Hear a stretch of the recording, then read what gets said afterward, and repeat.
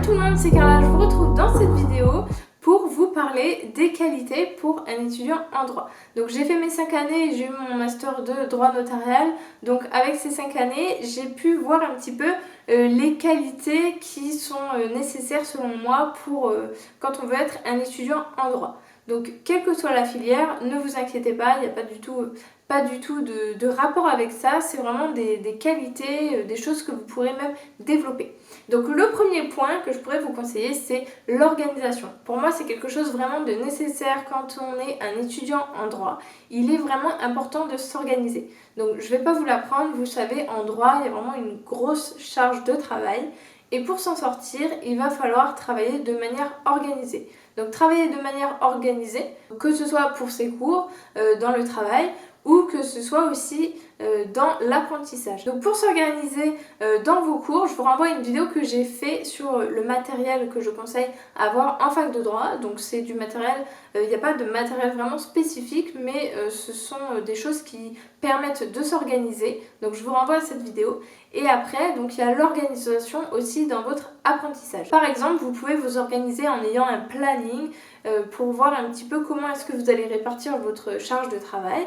Il va falloir travailler régulièrement, espacer vos plages de travail sur le temps, vraiment pour pouvoir travailler de manière organisée. Donc pour moi vraiment c'est le premier critère pour un étudiant en droit, c'est l'organisation. Ça va être vraiment dur d'arriver à travailler et arriver à s'en sortir si on n'est pas organisé, si on est vraiment quelqu'un de bordélique, qu'on a des feuilles volantes partout, qu'on n'a pas les cours qui sont regroupés, voilà, qu'au dernier moment on doit tout répartir, etc. Que même l'apprentissage n'est pas organisé. Voilà. Pour moi, il faut vraiment être carré et vraiment bien savoir s'organiser. Ensuite, le deuxième point, selon moi, c'est l'autonomie. Donc l'autonomie en droit, quand on va arriver en fac de droit, il faut être quelqu'un d'autonome.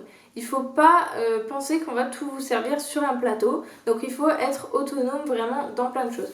Autonome dans l'apprentissage de votre cours. Donc on ne va pas être là pour vous dire il est l'heure d'aller réviser ton cours. Il va falloir vraiment se discipliner là-dessus.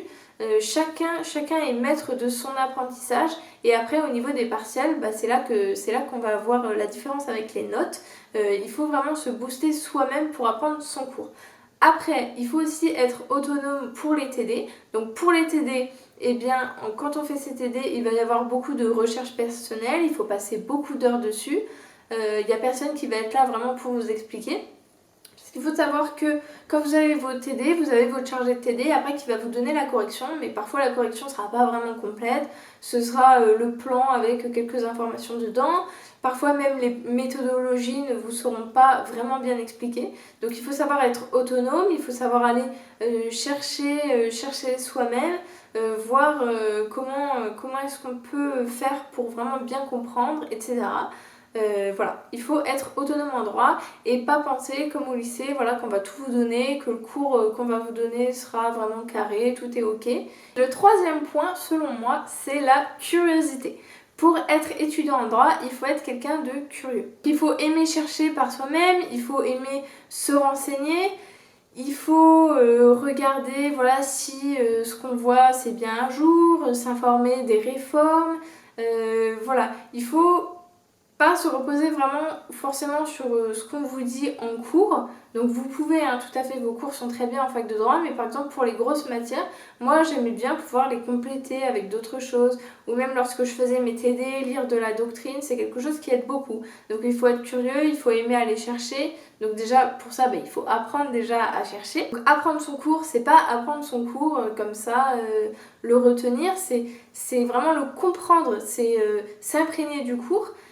C'est comprendre la logique du cours, comment est-ce qu'il a été construit. C'est justement quelque chose que j'arrive à faire grâce à mes fiches schémas. Donc après, chacun sa méthode, mais moi c'est quelque chose qui m'a permis vraiment de pouvoir avoir cette chose qui me permet de comprendre mon cours. Voilà, c'est très important, comprendre son cours. On ne l'apprend pas juste comme ça, il faut le comprendre.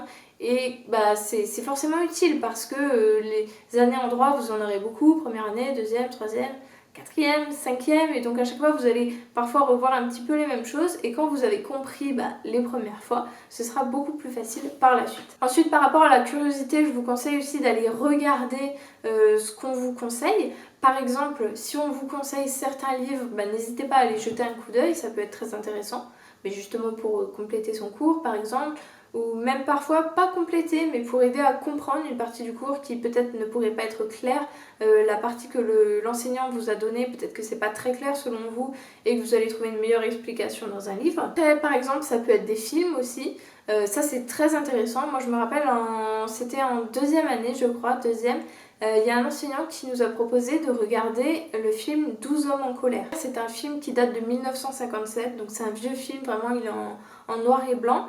Et il nous avait conseillé d'aller le regarder, et donc je suis allée le voir. Je l'ai trouvé sur l'ordinateur en streaming et c'est vraiment intéressant. C'est l'histoire en fait de 12 hommes qui sont autour d'une table et ils sont en train de faire un procès. En fait, il y a quelqu'un qui est accusé de quelque chose, et donc au début il y a presque tout le monde qui est convaincu que c'est lui, mais vraiment convaincu en fait, et ils pensent dans leur tête que c'est lui.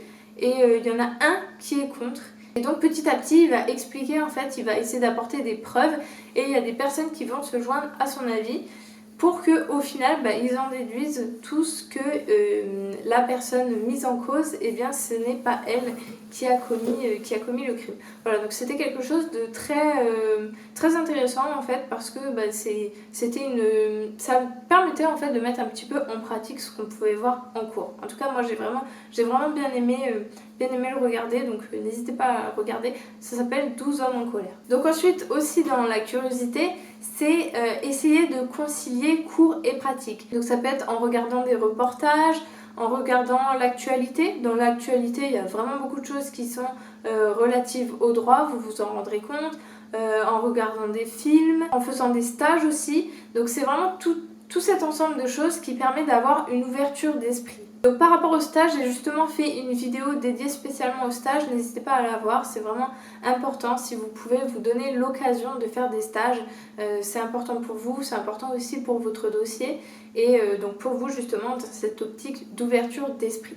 Donc voilà, pour moi ce sont vraiment les 3 qualités d'un étudiant en droit. Donc peut-être qu'il y a d'autres qualités, si jamais selon vous il y en a d'autres, n'hésitez pas à le dire en commentaire pour qu'on puisse partager ensemble. Mais selon moi, c'est vraiment les trois basiques, les 3 que j'ai pu ressortir de mes 5 années. Donc vous voyez, il n'y a pas besoin forcément de venir d'une filière spécifique, et personne d'entre vous ne peut se dire « Ah ben non, je suis pas comme ça, donc le droit c'est pas fait pour moi ». Voilà, c'est quelque chose que vous pouvez développer, il n'y a aucun souci là-dessus, vraiment. Puis qu'importe la filière, vous pouvez venir d'une filière S comme moi, filière ES, filière L, même d'un bac pro, hein, je vous ai dit, quelqu'un qui est arrivé en master 2 droit notarial qui avait un bac pro, vraiment ça ne veut rien dire, c'est juste vraiment la façon dont vous allez travailler, vous allez vous approprier votre travail, vous allez travailler régulièrement, vous organiser, respecter les méthodologies, etc. Donc vraiment ne vous inquiétez pas du tout par rapport à la filière, c'est quelque chose dont vous me parlez souvent, mais vous ne vous inquiétez pas là-dessus. Voilà, donc j'espère que cette vidéo vous a plu et que vous avez aimé voir les qualités selon moi pour un étudiant en droit. N'hésitez pas à me dire selon vous les autres qualités. Voilà, donc je vous fais des gros bisous et je vous dis à la prochaine.